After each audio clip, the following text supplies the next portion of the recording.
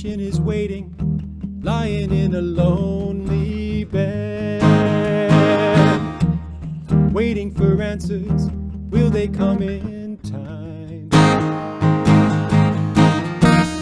Out in the hallway, the healers sadly shake their heads.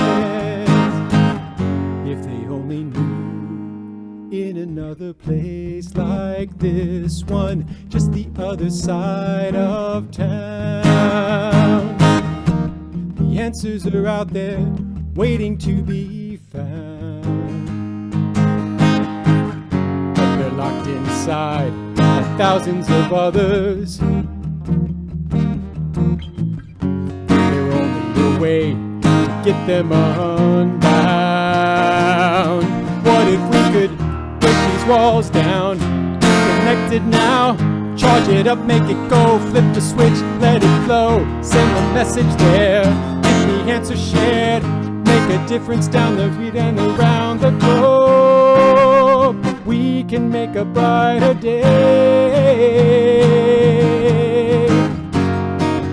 There must be a better way. Hello, everyone out there in music, medicine, and machine land. I am so thrilled to have the trifecta guy, Dr. Ross Martin, here with us to tell us a little bit about him and the song he just sang for us. Hey, Ross. Hey, nice to see thanks, you. Donna. Thanks for having me on this show. Absolutely. Gosh, really what a pleasure. Already been fun. Just getting ready for this. Yeah. Tell us about the song you were playing. Well, that was from, I think 2004, around there. I started writing all these songs for the health IT standards organizations that I was getting involved in. And it sort of became a thing that people knew me for. I ended up calling it the American College of Medical Informatimusicology, or ACME. And because I couldn't get into the American College of Medical Informatics since they didn't think my YouTube views were sufficient for getting, showing eminence in the field, even though more people watched my stuff than read their journals. But, so I just started writing all these songs for these organizations. And that was one for the 25th anniversary of HL7 called The Patient is Waiting. And that was just a little snippet of it. I wanted to get right into the chatting part, but to give people a taste of it. Yeah, you are literally a unique person for us to interview because, as I told you, oftentimes we've been fortunate to get folks on the show that have two of our personas, either healthcare or something in the innovation or technology space, the machine side, or, the medicine and the machine or whatever, but never all three. Right. Or as often. And when I started this meetup almost a year ago, it was shortly after meeting you. Yeah. So yeah, I would definitely I remember talking about it. Yes, like I have we to were give home. you props. Yeah, you felt are like, part of the inspiration, literally, for starting our community. And I think you had the idea already. You just were glad to find someone who was. Where my weird shaped peg fit right into what you were doing with medicine, machines, and music. Yeah, absolutely. So tell our audience about all those other areas and how it came to be that you would be skilled in music, medicine, and machines. Skilled is a little, I would say that I'm not a master of any of them individually, but I live in the world of all of them. And I would throw policy in there as well. Just educationally, I was a political science major, went to medical school for weird reasons, ended up not staying in practicing medicine, going back and getting a master's in health administration so I could support my writing habit because I wanted to be a creator. And then ended up in my consulting. That was my goal, was to consult enough to be able to write. And I finished a fellowship in medical informatics, or computers in medicine, back in the late 90s in Boston. And so I live in that world of all four of those things: policy, political science, medicine, business drivers and strategies, and the technology. And then, so I've always kind of been a geek anyway. And just over the years, creativity and the music and writing have taken more and more of a role. And I'm actually currently on an 8-month sabbatical that I just started last week, I know, where that's I'm not incredible. making money Wow, that's a for a bold while. move. Yeah, yeah. But I guess you're joining some of the ranks of folks today. How do you feel about that? You know, Really, really excited. I've been planning for this for a while. It's not, it was unforced. I didn't have to do this, but I was getting a little burnt out. I've kind of had a job since I was 11, and I mhm. really have been on full tilt for a long time. And I just wanted to, there were several projects that I really wanted to do creatively that didn't have any immediate income opportunity, but I just wanted to give them the time that they've been asking for about 20 years. And so I sort of looked at my finances and said, I won't starve. I can afford to do this for a while. I could do it for longer. I mean, I could maybe retire if I live cheap, live a tinier life. But I'm not quite ready to do that. But I was ready to just take a big break. Okay, well, before we get into what you're going to do in the sabbatical, because I think that's a Yeah. very exciting story, start a little bit in the beginning. Tell the audience about your medical background and why would you leave a medical practice? Yeah, why would Yeah. you stop being a doctor? Right, right.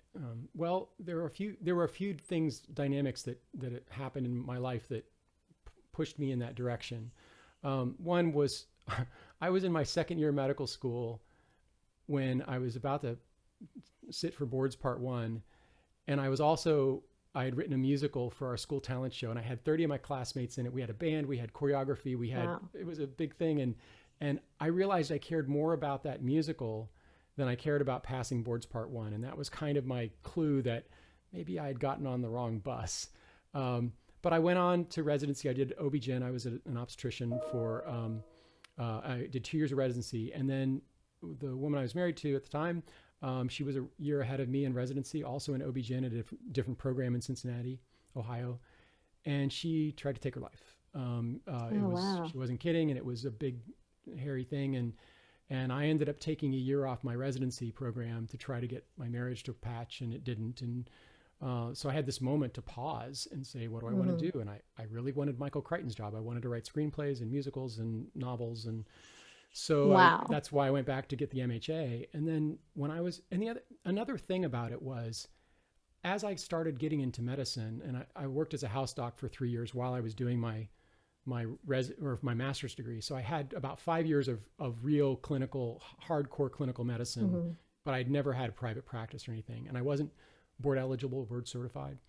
Uh, but I realized that there were so many systemic problems with healthcare that Hmm. I I could drop down dead in the middle of a delivery and somebody could fill in for me. But I felt like there were some systems level things that I my ADD brain could grapple with and I could help with. And so I thought that was more important. And the second verse in this song talks about how I know the temptation of being a hero. You pull out the paddles in just about the nick of time, but how much more so the people you don't know, all quietly changing millions of lives by doing these things like standards development. And nobody walks up to me in the Hmm. grocery store and says, "Oh, Dr. Martin, thank you so much for making that e-prescribing message work better." Nobody cares.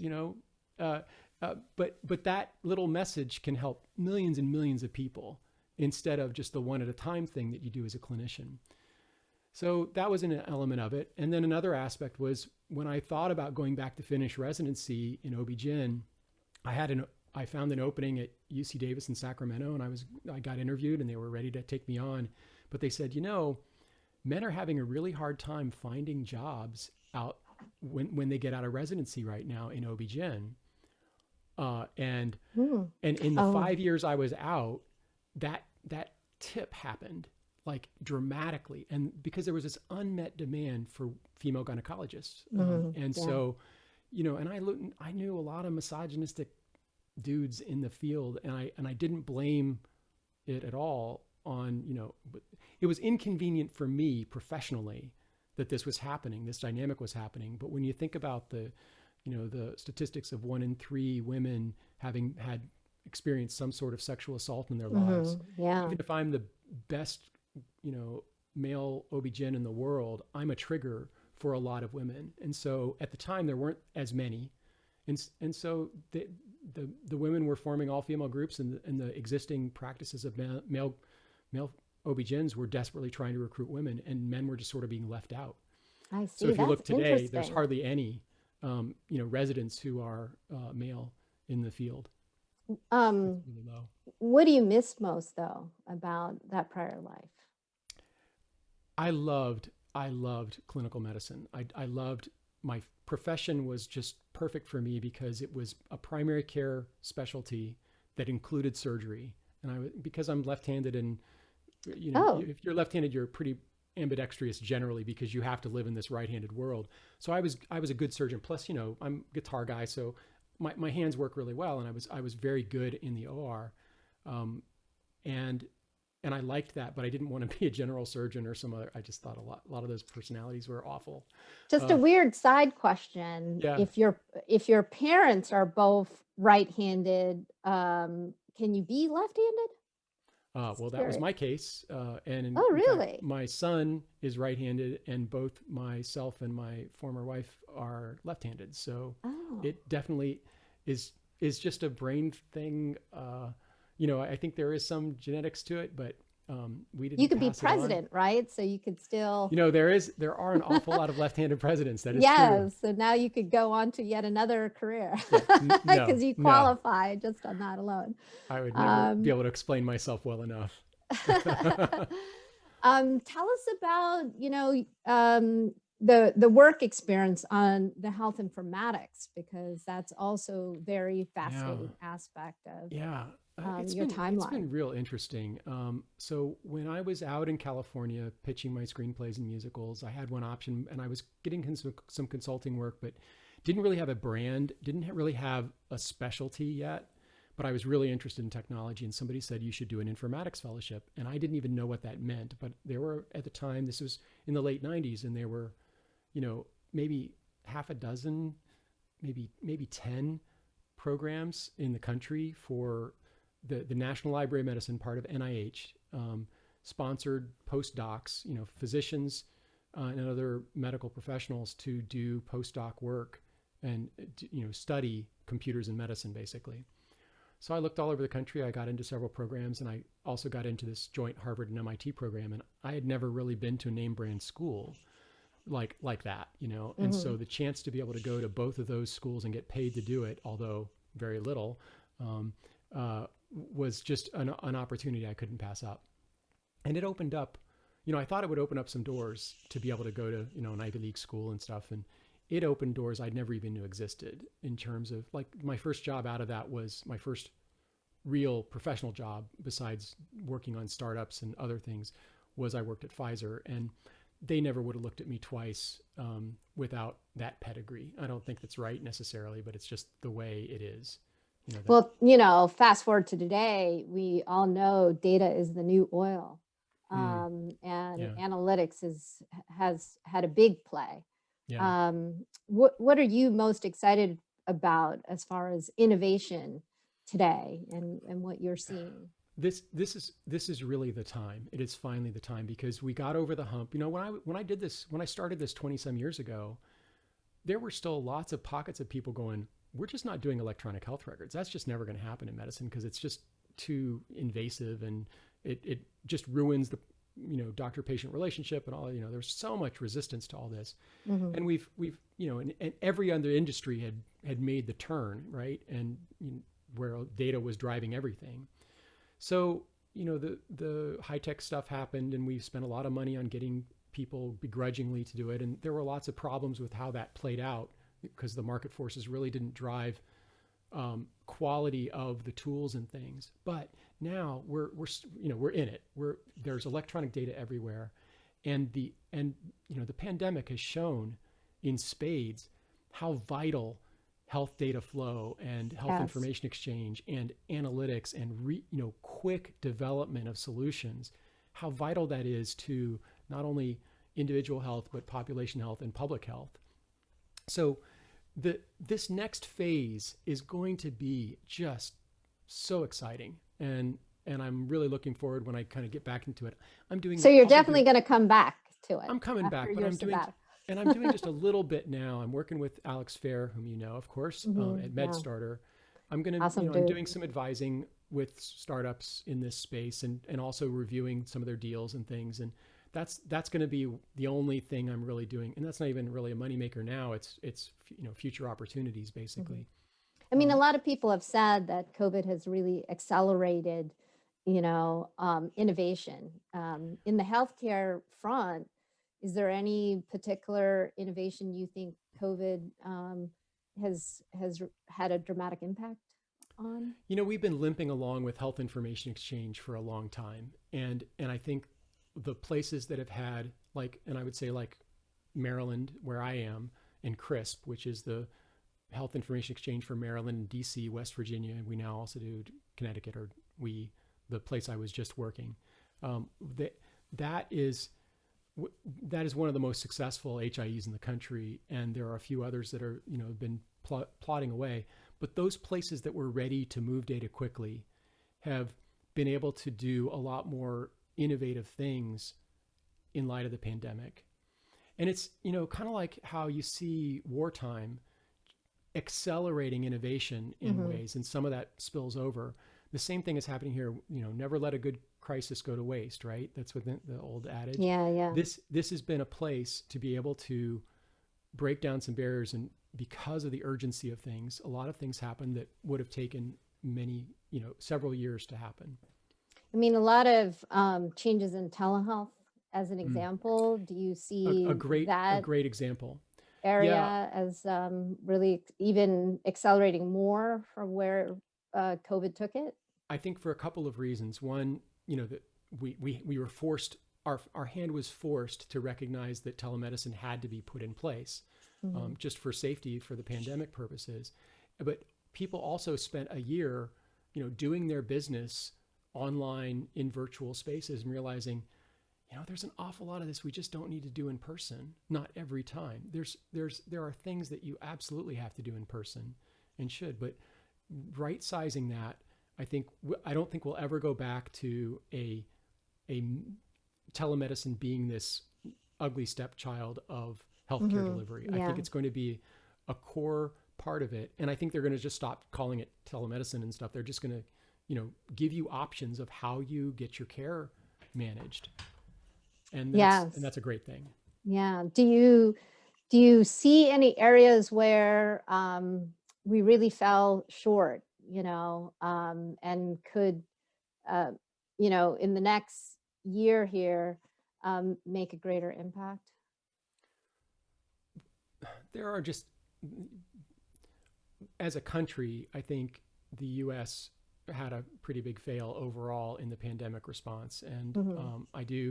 I do look at the leadership vacuum that existed during the prior administration. I don't want to get into all that at all, but I just I see how many lost opportunities we had, and and all with all that still, I think the thing that the pandemic did more than anything was expose the existing problems with the system in a way that you just couldn't deny. Right.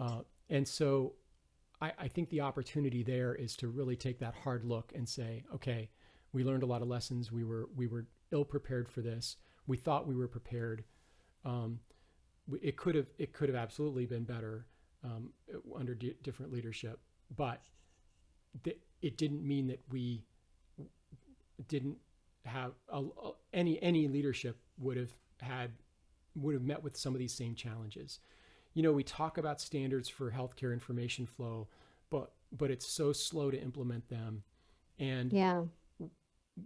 and we've got such an opportunity with that. But still, we have to balance the whole privacy and security part of it with innovation, and get through the challenges of, the Henrietta Lacks story, for example. Of that Hopkins, that Hopkins patient from back in the early 20th century, Mm-hmm. where Yeah. her cell line ended up Yes. becoming this multi-billion-dollar industry, and her family never even knew that she was being experimented on this way and all this. And a lot of those kinds of things have made people wary about data flow, and not just in medicine, but in other places where it's scary stuff.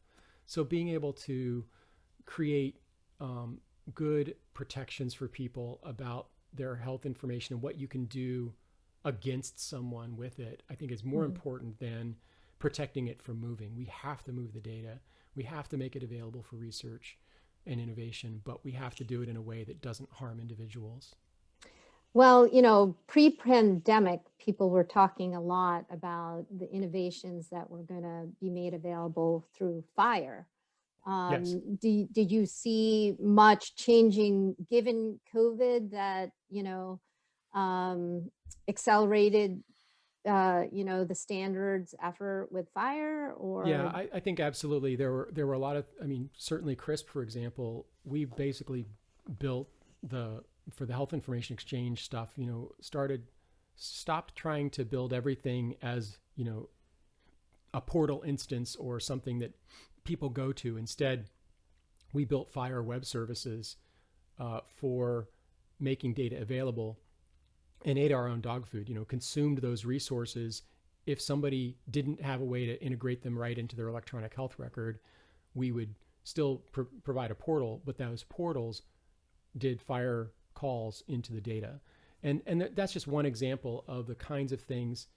FHIR is not the end all and be all. It's not the perfect solution for every informatics problem we have, but it is a simplification of this nattier problem that the beauty of it is a lot of people know how to speak this language just because it's basically web services that is used in every industry.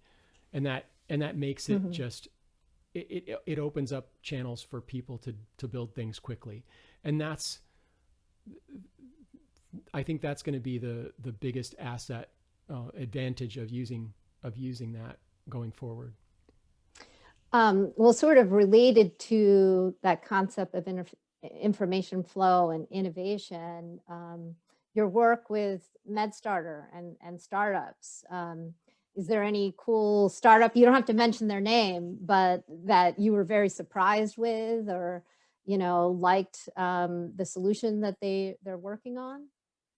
I think just to say generally, what's really exciting right now is there are more tools for rapid innovation and being able to enable a good idea to come to fruition than ever before. And that's not really healthcare specific. You see just all these mechanisms.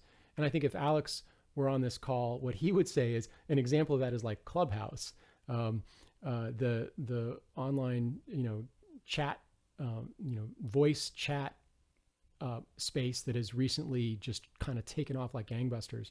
I know MedStarters are spending a lot of time just corralling people to talk about healthcare innovation. And what that does, just the ability to riff off new connections and new information, invite all sorts of people to come and talk about those things, has caused a cascade of connections and innovation moments that take what would normally maybe take a year or two to find the right people to make a connection so you can demo your thing or have a beta site or those things are happening much more rapidly because of our social connections. And that's just one example. So it's not I think the real opportunities are not just about cool new technology, but a combination of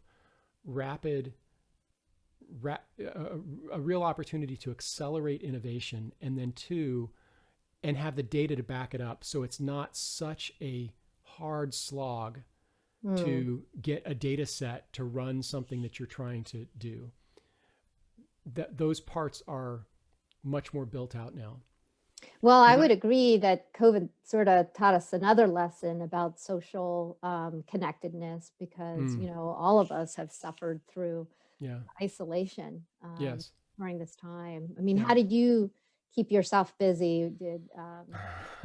Were you pretty much isolated and on your own most of this time? I was getting amicably unmarried from my lovely now former wife, Kim, and we went on a mission to do this in a most loving way. And we had already started this before COVID, and it really was starting to happen. COVID was happening just as like Kim was moving into her new apartment, and I was moving out. We were selling our house, all these things, and COVID just slowed the entire process down. And fortunately, we were just in a place where we weren't in a hurry. We weren't, going to something else. We were just wanting to create space for each other to go be us in a different place. We had 20 great years together, and we're kind of done trying to forge our paths together. So, yes, I was kind of isolated in all of this. I had relationships and things, and I stayed connected in a number of ways, certainly through my work to some degree. I belonged to a Unitarian Universalist congregation in Colombia, and we immediately had to go to virtual services. I was actually one of the instigators to get us to do that. Yeah. Just as things were getting scary. And I helped run that, that's all my tech stuff. I'm part of a team that runs those. So having that connection has been really wonderful. And then I just, I'm staying real busy with, I'm taking advantage of the fact that I am isolated to say I'm a real extrovert, but I'm also, the creative process requires you to spend time by yourself. And I thought, well, this is a good time for me to, pull out the pad and get to writing. So I was going to ask you about that because, as we say in our meetup, music is medicine for the soul. Yeah. So tell us now about your creative process and what did you produce or make during COVID time, and what are you about to do with this sabbatical? I think this is exciting news. Well, I had just finished but I had just launched a major project in the year prior to COVID, which was a solo 2-act acoustic musical that I produced, wrote, produced, performed, and debuted. It premiered in January of 2018. And then I did about 17 shows, mostly in the area, plus a musical festival down in Florida. And I was getting ready to take it on the road. And so what I was doing right at the early stage of the pandemic was working on all of the tech. So a musical, unlike a concert, it has production value, or, that I had lighting, I have my whole show, you can see the poster back there. It's called Miss Isabella Rainsong and Her Traveling Companion, a 1-guitar show. And you probably can't see the poster, but it's a guitar going back into the background with a train coming down the neck of the guitar. That's what that little blob is, right? It's backwards for me, so I'm trying it there, right there. That thing. That's a train coming at you down the neck of the guitar toward you. And the show is about a guitar that rehabilitates people on the Amtrak rail system. So it all takes place in a train station where they're waiting for the weather to clear. And so there's lightning, there's a station master announcements going on all the time. There are backing tracks for some of the songs. And plus it's just me and my guitar, and there are guitar effects. And I usually, when I did this show, I needed 2 people to run lights and sound for me because it's a musical, it's a production, right? And in order to take this on the road, I really couldn't take my friends who were volunteering when I would do this show to do those tasks. I needed to basically be able to fire them because they weren't going to go on the road with me. So I pulled this stuff out so you could see. It's a little bit of a mess. For you to show everyone. It's a little bit of a mess right now because I was right in the middle of kind of rebuilding it when the pandemic happened and I had to move. But these are little Arduinos, and this whole mess of stuff here is called the mothership of the Magical Moment Machine. And I basically built a tool that allows me so in my guitar, in the sound hole, there's a little infrared sensor. And when I'm playing, I can dip my hand in just quickly and break the beam. And wirelessly, it will send a signal to this little antenna on this gizmo. This usually goes in a little box, so I've taken it all apart. But then it says, okay, go to the next scene. And the next scene could be using this little DMX controller, which is the standard for talking to lights in a theater and also, effects, fog machines or whatever, in disco or whatever. There's a standard called DMX that talks to those and says, okay, turn purple and 50% or whatever it might be. And then this little guy next to it is an MP3 player. So when the station master announcement happens, it can trigger that to go.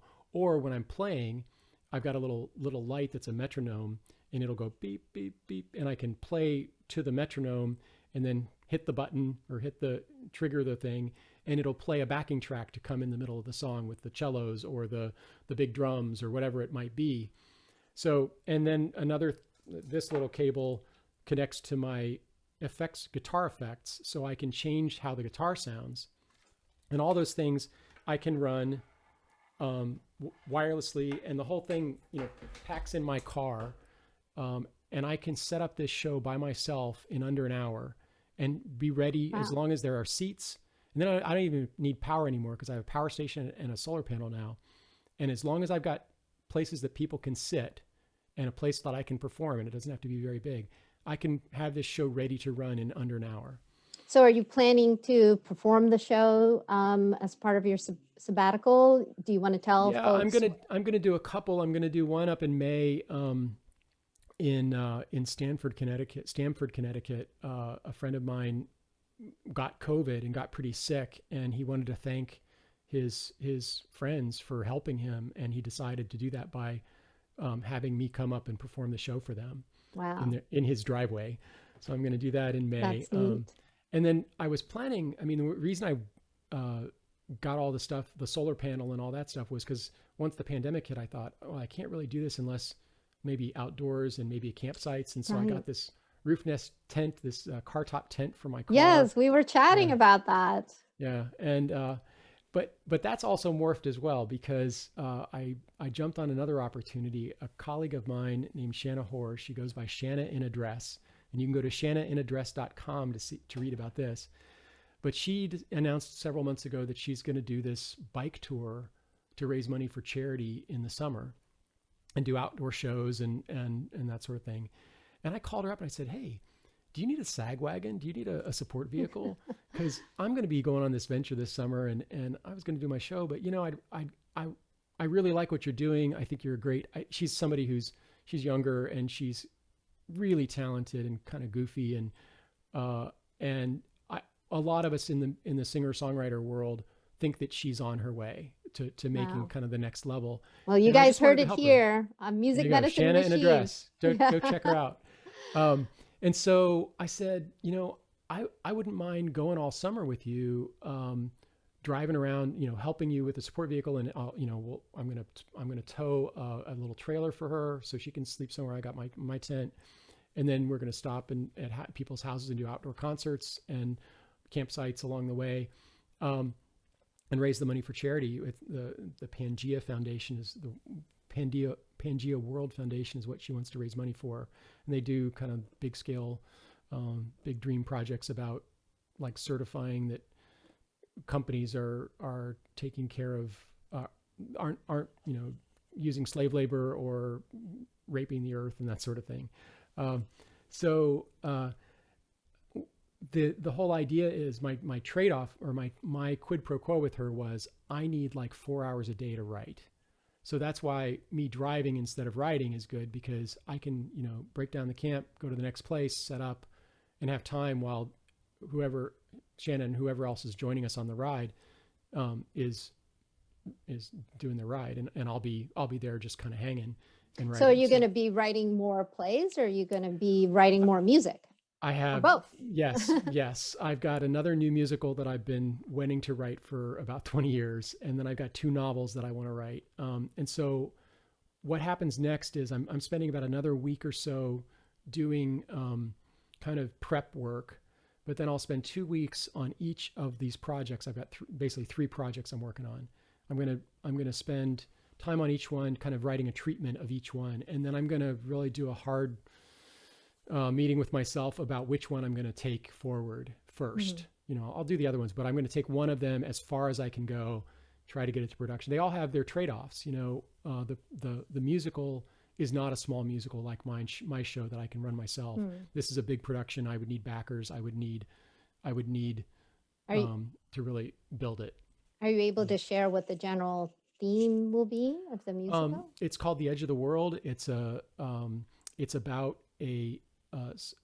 it's set in the 50s Broadway, where this guy has had a huge success with a new musical, and he long story about all this, but they end up on a boat because they're going to go to the opening of the show in London in the West End. And he wants to find his inspiration for his next show. So he decides he's going to get his entourage on his boat, and they go across the Atlantic. And halfway through, they're in a big storm, and there's lightning, and there's a fire, and the captain's killed, and first mate's really badly injured. And you find in the second act they're adrift, and they're way off course, and there's no power, there's no way to go anywhere. And so they're just kind of waiting either for rescue or to run out of food and water. And with each passing day kind of comes diminishing hopes for survival. And this whole thing is sort of this exploration of all these different characters about what it's like to live on this edge between life and death. Oh, interesting. Wow. Yeah. Gosh, So that is really cool. it's a happy show tune, kind of musical. Well, I remember when I met you over a year ago, right before COVID, you gave me the pleasure of hearing one of your healthcare songs, Put the Patient First. So I sure hope that you do some sort of musical play that's tied into healthcare. I'll continue to write stuff about healthcare as I'm inspired. I'm really trying to focus on some of these things that have been sitting in the wings for a while. One of the novels does have it is about a cardiothoracic surgeon. Oh man! Who, okay. Decides to avenge a murder. Wow! It's called A Knife for a Knife. Oh, neat. And then I've got another one that's loosely based on my father's childhood. It's kind of a father-son challenging relationship and kind of learning about each other. But it's kind of a love note to my father, who passed away about 12 years ago. Wow. And what was his background? I'm just curious, so because of your eclectic background. He grew up in Big Stone Gap, Virginia, this little coal mining town in the foothills of the Blue Ridge Mountains. And he was, he had this Tom Sawyer childhood, and he was in the Air Force for a while, and then he just had a little bit of a hard time with leadership that he didn't respect, and he got passed over for major. And so he got out when we were living in Fairborn, Ohio, this little tiny town near Wright Pat Air Force Base. And he ended up finally, after struggling for a while, doing a failed business, got into real estate, and he just sold houses, residential houses, for the rest of his life, and was really good at it. Was just, but it was a tiny town. So he was very successful, but in a small town. He was a big fish in a very, very small pond. That's not a bad situation. And he had a great life, and he was a great storyteller. So what the role he plays in this show is, instead of, and he kind of had this, he was the kind of guy that would, if somebody too big for their polysyllabic britches would say, well, that life is full of vicissitudes, he would say something like, well, I don't know about that, but it sure has its ups and downs, because he knew what vicissitudes means, but he would play like he didn't, right? And that was sort of my dad. He was a really smart guy, but he sort of never tried to come off that way, unlike his, hyper intellectual son who never met a word he didn't like. So it's kind of this story, except a darker one. We had a good relationship, but his character in this is, instead of selling houses, he sells cars, and he uses his country bumpkin background, get a kinfolk deal from your old Uncle Joe sort of thing. And his son grows up with this, and at first it's amazing because everybody knows his dad, and he's on TV commercials, and he's sort of kind of famous. And then he realizes that his dad's an idiot. I mean, he's this country bumpkin, and he loses a lot of respect for his father. Because he seems to be just this character and not a smart guy. And when in fact he had nothing, and he built this, small empire of used car sales out of what he'd, out of just personality and hard work and understanding how people do business. Anyway, so that's sort of the setting for this show, or for this novel. And well, I definitely interesting things happen. you're going to be busy I'm in going to be busy. the 8 months. It's going to go by fast. It is already going by fast. This is week Yeah. 2, and it feels like I'm just like going, When are ah! you going to hit the road, Ross? So the tour starts. I'm going to start heading out mid-June, and then I'll pick up Shanna in Boulder, Colorado. We'll head out to the West Coast, go up the West Coast, and really start the bike trip in Oregon, and then Oh, neat. head back to Colorado where she's from and do a thing there, and then on off to we'll end up in Boston at the end. Okay. Wow. Okay. So So you have everything mapped out. there is a map. If you go to shannainaddress.com, you'll see the Bike Tour 2021 link, and there you'll see the Oh, map of the cool. bike part. And it's I going to hope you're going to be change. posting pictures We're regularly for This is us. all about social media, about Okay. we're going to be blogging Neat. about it. We're going to be live streaming a lot of shows. Whenever we don't have a a set gig on a night, we will probably be live streaming a show from wherever we are, And whether it's a campsite. can we get you and Shannon back for a joint interview while you're on the road? Is that possible? That would be really fun. Yeah, you can Okay. be one We'd of love to do that. our radio spots for something coming up, and so and also there are opportunities for us to come perform where you are.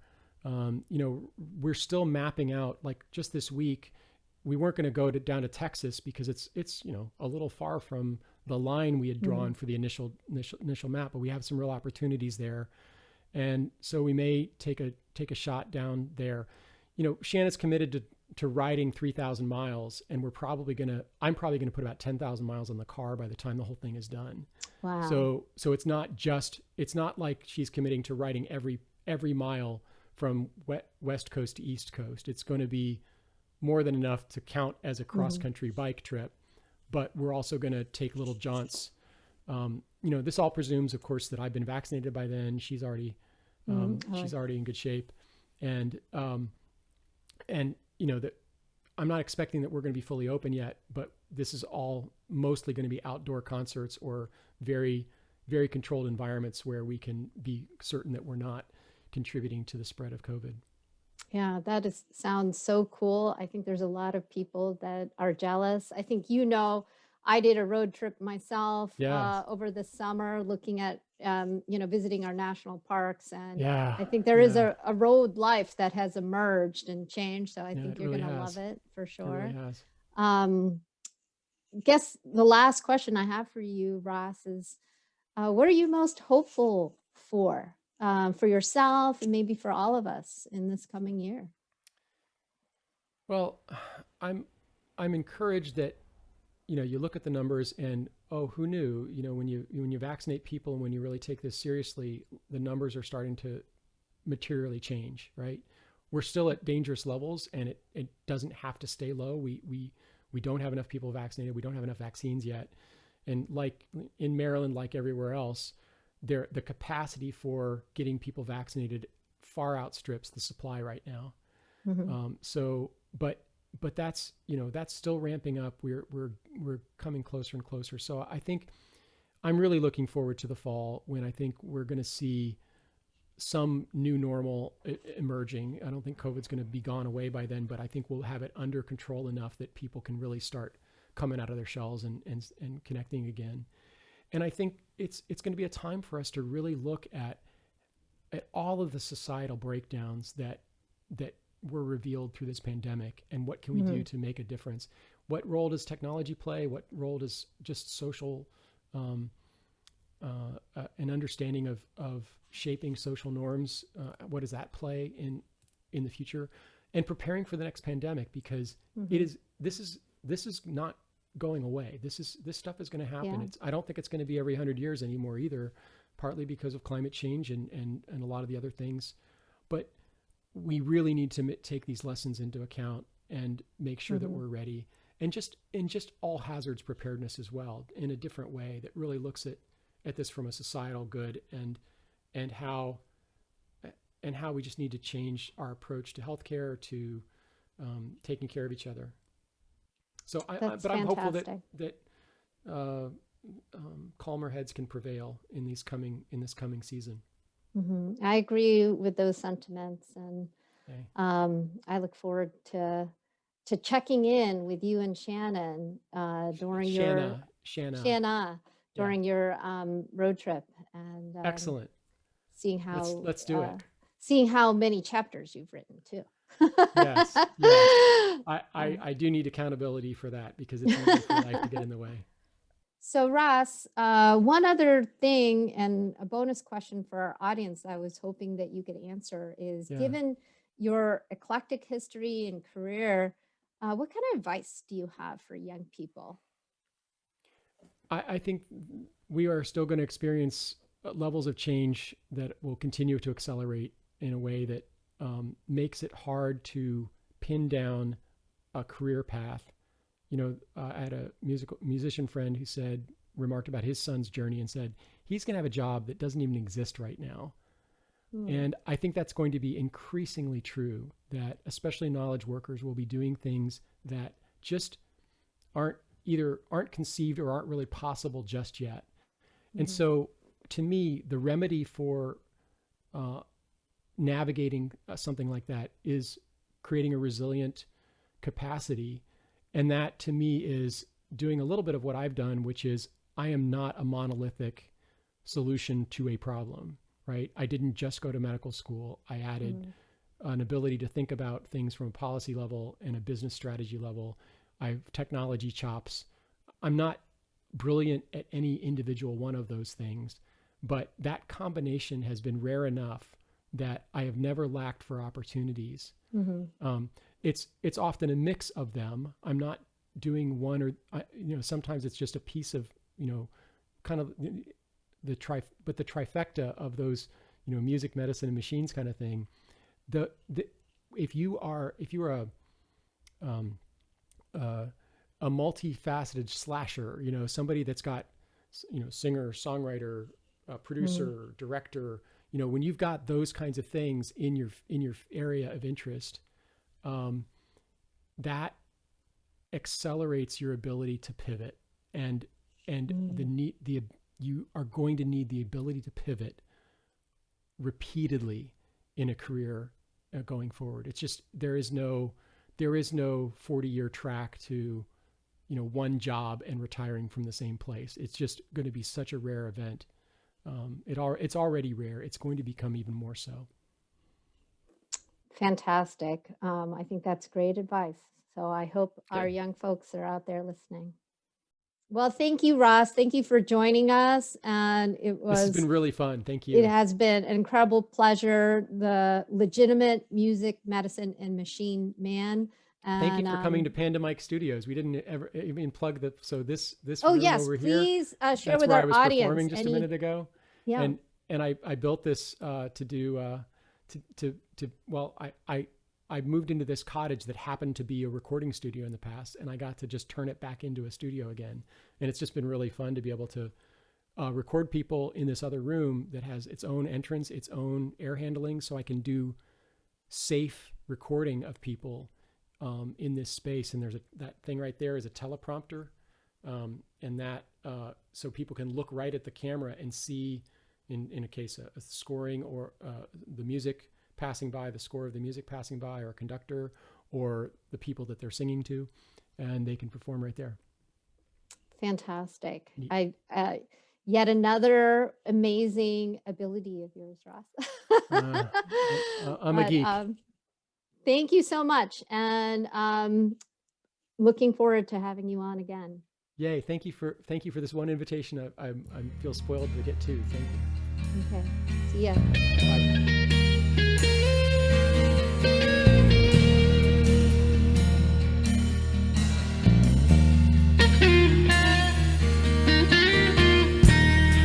Is waiting, lying in a lonely bed, waiting for answers. Will they come in time? Out in the hallway, the healers sadly shake their heads.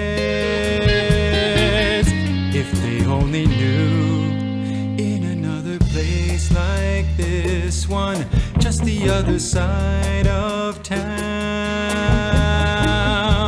the answers are out there waiting to be found. they're prisoners of pages like thousands of others. If there were only a way to get them unbound.